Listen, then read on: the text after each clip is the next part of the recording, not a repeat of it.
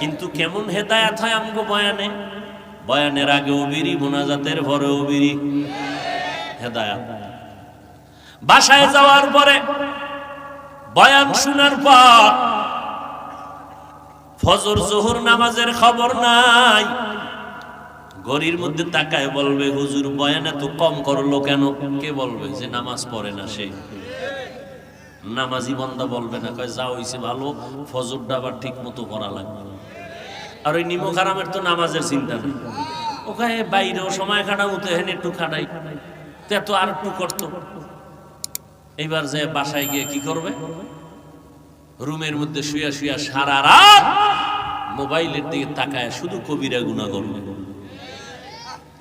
ফজরের আগে আগে শয়তান এসে বাতাস দিবে, আর কত ঘুমাও। এক ঘুমে রাত 10টা বেজে যাবে সকাল, চেহারা কাটন হয়ে গেছে, খবর নাই। তুমি ইন্ডিয়ান পাউডার লাগাইলেও কাজ হবে না। আল্লাহ যে রহমত আর বরকত আর উজ্জ্বলতা চেহারায় দিয়েছে, তোমার মোবাইলের গুনাহের কারণে সেই চেহারার উজ্জ্বলতা নষ্ট হয়ে গেছে। ওই উজ্জ্বলতা ফিরে পাইতে চাইলে আমেরিকান হারবালে কাজ হবে না। আবার নেক আমল করো, আবার চেহারা উজ্জ্বলতা বেড়ে যাবে। গুনাহ করলে চেহারা কালো হয়ে যায়, নেক আমল করলে চেহারা উজ্জ্বলতা বাড়ে। হেদায়েতের মালিক কোন পীর? কেউ বলতে পারবে কোন পীর সাহেব জান্নাতে নিতে পারবে কাউকে? তাহলে নবী পাললেন না কেন? এই সমস্ত মূর্খতা আমাদের সমাজে অনেক আছে না নাই?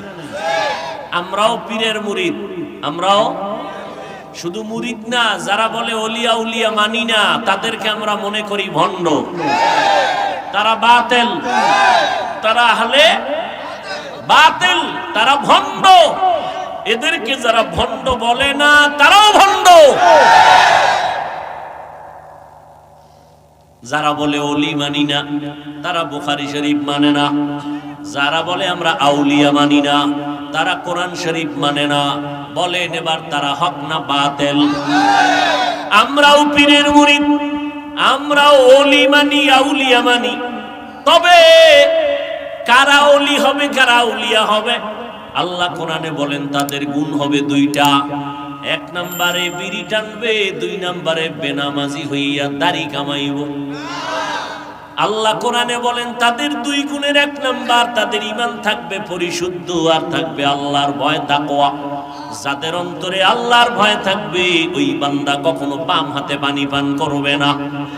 যার মধ্যে তাকওয়া থাকবে, ওই পীর সাহেব কখনো নামাজ ছাড়বে না। ঠিক নি? তাহলে আমরা পীর মুরিদি মানি না, মানি না, কিন্তু ভণ্ড মানি না।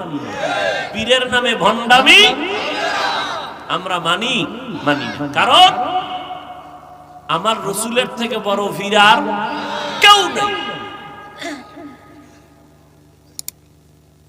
আল্লাহ আমাদের হেদায়েত দান করুন। আল্লাহ কয় আমি চাইলে হেদায়েত পাবে, না চাইলে। এখন সালাক বাঙালি কইব তো আমগো কোনো দোষ নাই।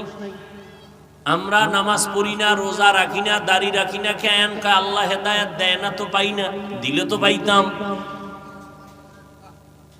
কোরআন শরীফের আয়াত এই মাত্র বললাম, আল্লাহ বলেন আমি যদি চাই হেদায়েত দিব, সে পাবে।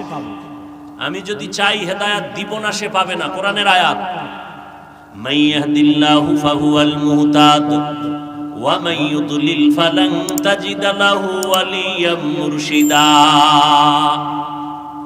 তাহলে বান্দার তো কোনো দোষ নাই। হ্যাঁ, বুঝার ব্যাপার।